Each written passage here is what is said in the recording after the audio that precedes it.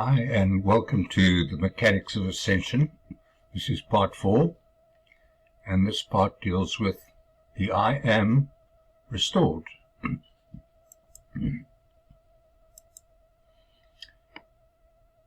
People often ask me about when the event of Ascension, when will it occur, and what is the timing on this. I don't have a precise timing in Earth time. It just doesn't work that way. I only know about the process, but the timing is dependent on two things. The first is when our solar system has completed a full rotation around the galactic plane and passes through the center of the galactic plane, where the central galactic sun is located. This process can take anything between 25 to 26,000 years, if measured by Earth time. Its actual time is dependent on the cycles of the cosmic clock and the universal circadian rhythms. Naturally, no humans have been keeping track of this time, but the Mayans figured this out by careful observation and measurement of the stars, and they figured out that in 2012 the Earth would again pass through the center of the galactic plane, based on the alignment of the sun and the patterns they formed in the skies. Obviously, this Mayan prediction may or may not be accurate, but one thing is certain, as told me by my higher selves, is that we began to pass through the galactic center in 2012, and the Earth's energies have begun to change. It takes 33 years to complete an ascension cycle, so if we started in 2012, the ascension cycle will end in 2045. But we can see the changes in the frequencies here, in how the Schumann resonances has risen from 8,5 Hz to 43 Hz in recent times. Human beings seem to think that an ascension only affects them, but it affects the entire galaxy. An ascension cycle is a very important event throughout the universe. It is when soul bodies are able to transition from one state of consciousness to another. Microbial forms are able to transition to mineral forms. Mineral forms are able to transition to vegetable forms. Vegetable forms are able to transition to insect forms. Insect forms are able to transition into avian, fish, and animal forms. Avian, fish, and animals are able to transition into human forms. Human forms are able to transition into planetary forms. Planetary forms are able to transition into stars. Stars are able to transition into galaxies. Galaxies are able to transition to universes, and universes are able to transition into multiverses. It takes 144 cycles of the 12th dimensional fields to go from microbial to human form.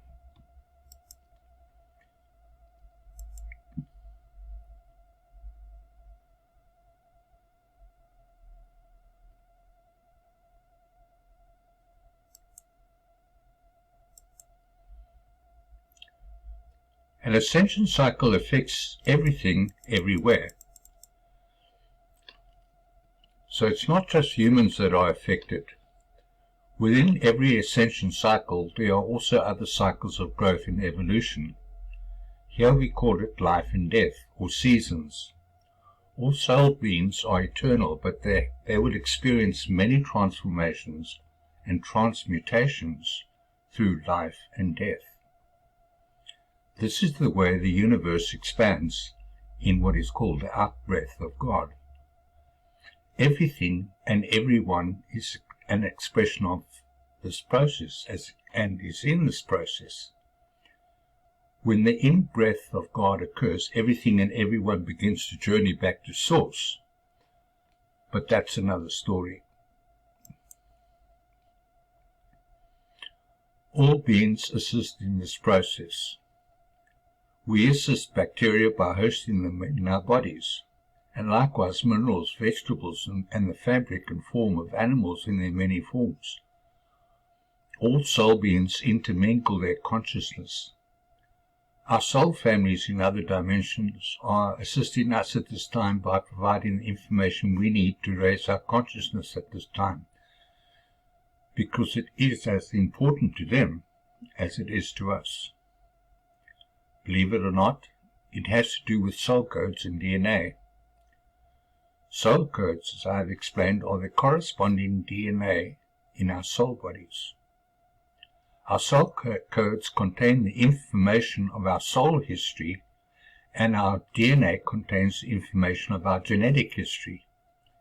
It is all stored in the galactic memory, the Akashic and Akashic records, but more of that later. The universal storehouse of information is called the Hall of Records. So what happens after we transition through the void and we enter a new reality field into the next harmonic bandwidth? Actually, there are many changes even before we enter a new harmonic bandwidth. We pass through the void, where our soul essence and energy fields are examined, repaired, and prepared for passage into the next harmonic bandwidth. Our soul memories are also restored to us, so we begin to remember who we actually are, what our souls have experienced through many incarnations, and the frequency of our energy fields are lifted, if we have sufficient structure for them to be repaired and restored. And if not, we are recycled back to our previous harmonic bandwidth of reality. That is how we have been snared here for so long. We have been kept in ignorance and lied to, and indoctrinated with a notion of separation. And the only thing that matters is our physicality, our outer world, and what we must do to survive. If we stay in the state, we may spend eons in the purgatory of the void before we emerge, but we don't intend to do that, do we? That is why we must open our eyes of understanding and ears to new information, to the alternative way of being one. We have to bypass the satanic information highway of fake news. Once our soul fields have been restored, repaired, and prepared, we enter a whole new vista of experience in a new reality field. And unlike this one we have just experienced, we will have adequate knowledge and memory of how it all works. We enter a new chapter in our soul evolutionary cycle. It is important to know about and accept the soul evolutionary process and how it works. When we enter our new harmonic bandwidth, we will feel much joy and elation, but there will be challenges too, that we will cover in ensuing classes. When we enter a new harmonic bandwidth, we begin a new cycle of gaining information of how things work around us, and they don't work exactly the same as here on earth. Our thoughts will not be ours, because our entire soul family will hear our thoughts and mediate and intervene when necessary. Our emotions will not be ours for the same reason.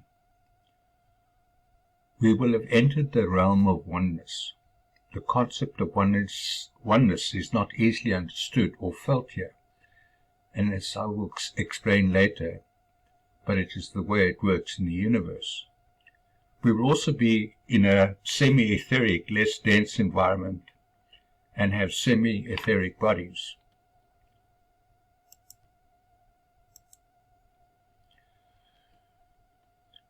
Human consciousness is disavowed of the notion that we and everything else in our manifest reality are all one. The indoctrination and dogma of separation is so deeply instilled within us, but it is not the way it works in the universe. It's not that difficult to understand once you've experienced it. Oneness is a wonderful experience. No cell phones necessary, only love and understanding is all around us, and it all comes together as one. The privacy of our thoughts and emotions will be thought and felt by our soul family, so the sooner we learn to think and feel transparently and choose wisely, the better. We will be tuned into each other as one. I made that journey through the void a couple of times, not physically, but consciously. But I had to do a lot of energetic work to heighten the frequencies of my radial soul body, so that my physical body could endure the changes that were taking place within me and in my body. I don't have detailed recollection of what these exercises were specifically, but understood the process because it was explained to me in detail. In future classes we will be learning more about these. I was a novice at this time and just did as I was directed by my higher selves, because intuitively I knew subconsciously that I was being connected to my subconscious self, but consciously I had no idea what was going on. But I went along with my intuition. I intuitively knew somehow that I should agree. I experienced the void that lies between the first harmonic bandwidth reality fields, that is dimensions 1, 2, and 3, and the second harmonic bandwidth, dimensions 4, 5, and 6. The first experience of the first void was the most dramatic and traumatic. I've explained what happens in the void. It is where the soul radial body is quarantined and prepared for the next stage, and our soul memory is restored, and that's a big history lesson. That is where I first learned that everything we are taught and indoctrinated with here is false and a lie.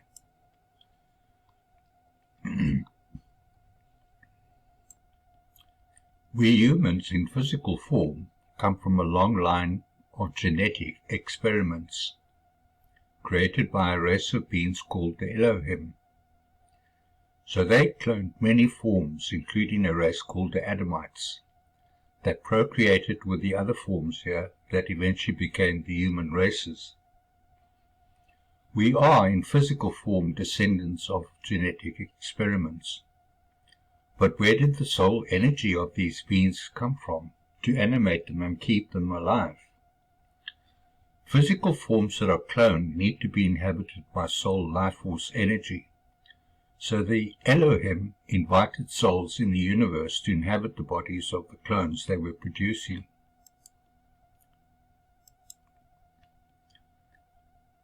The lost souls were an eclectic of beings, but principally Pleiadian and Syrian, who had recently been at war, but many souls were lost. But there were many others too, creating a diverse group whose memories are wiped, so they don't remember who they are or where they came from. That was the deal that was agreed to. Mankind and all the diversity of forms around us are radial soul beings, with a diversity of genetic and soul origins, shapes and forms. That is some of what I come to terms with in the first void, but there's more. As I've explained before, that in the void there is no time and no space. There is just the all-isness and allness of everything that exists, and conscious awareness of self is suspended in no time and no space, and all there is self and conscious awareness. It's the universal repair shop, where radial soul bodies are prepared and repaired, and for their next evolutionary soul journey and reality experience. There is no hurry to do this, because time doesn't exist there. We see images that are information bits that drift by, that we recognize or discard. So when we begin to place the pieces of the puzzle together that we recognize, those that resonate and fit, we attribute and consider them, and those that don't resonate we discard. But eventually the puzzle pieces begin to piece together, and we create a bigger picture that restores our memory, and when it is restored, it's not always easy to accept. And if you have an open mind and an open heart, it's a breeze. For me it was quite easy, because from a young age nothing that I was told or taught here made any real sense to me. So I was eager to learn for most of my life here. As a young child, the only thing that made sense to me is I am, and now I understand what that means. I am an individuated expression of all that is. There is no escaping it. We are all expressions of the one I am, the one soul. There is no God. We are it, and we had better start behaving accordingly. If I am, I have a right to be. To make your way through the morass of lies and then to ascend or transition to a higher frequency, reality or domain, it is of the highest and most important to fully recognize one very important central truth, and that is the only truth that exists here or anywhere else in the universe, and that is I am.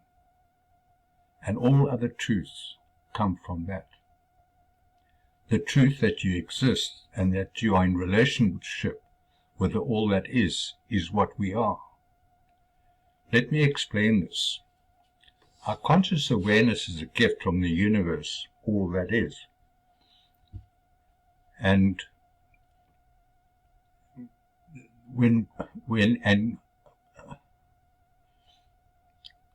let me say that again. Our conscious awareness is a gift from the universe, all that is, when we incarnate and are born here.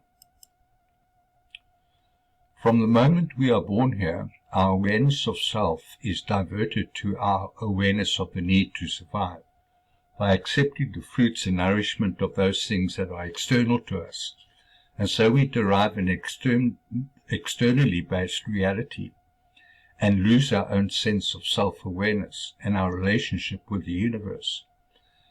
And thus we lose our own truth of who we are, and what our supposed purpose for being here is for. If you did not exist, then the things you see and experience would not exist either. So the fact of your experience must have something to do with what you see and experience. Our existence brings them into being, and our awareness of them creates them. So we are the creators of the things that we see and experience. What has happened here is that from the moment of birth we lose our sense of sovereign self, a free person who is responsible for what they see and experience. We are distracted into a false sense of reality, where we are no longer responsible and hand over this responsibility to others, other things outside of ourselves. So we lose our sense of I am, and thus lose our relationship with the universal all that is, and instead replace it with human relationships that most times don't turn out so well, and gadgets and things, ideas, philosophies, religions, teachings and training, which will not give us an iota of the notion that the only truth that exists is I am. Our conscious awareness ability and our amazing co-creative abilities and our relationship with the all that is very important to understand and embrace. We have to understand this truth and take back our sovereignty of self, because this is the only reliable truth there is. If we are dependent on the things out there, we lose our inner dependence of the things in there, and lose our sovereignty, and therefore our relationship with the all that is. Our relationship with the all that is predicated on a sound relationship with ourselves, the I am. And the only way to view the new experiences of the Ascension are through the lens of I am, and I have a right to be. I am loved and respected by the universal order. The reason for this is because in the new reality, the ascended state, there is nothing outside of ourselves that we will need, and our newfound awareness of self will be free, but will have to be responsibly free. And that which we will have to take responsibly for are our thoughts and emotions, our words and actions, our standards and values, and our attitudes. We aren't used to doing this in this world. Before I describe what happens after exiting the void, I feel I should briefly explain the process that we'll be going through, and we will do that in the next video. As our soul bodies begin to vibrate at a higher level here, our bodies will begin to embody those frequencies in our DNA. That could be uncomfortable for some. Then gradually, and it will be a gradual process at first, there will be some startling changes in our holographic experiences. It will be a bit like a truth serum has been administered to humans, and they will begin to feel more authentic and will begin to emerge from their spell and mass hypnosis that has been cast on humans here. And the rest of the journey will feel like an awake dream, as our consciousness moves into and through the void, where our soul and genetic memories will begin to be restored, and we will be tutored in the dynamics of the universal soul system. That's the end of part 4. Thank you for watching, and see you in the next video.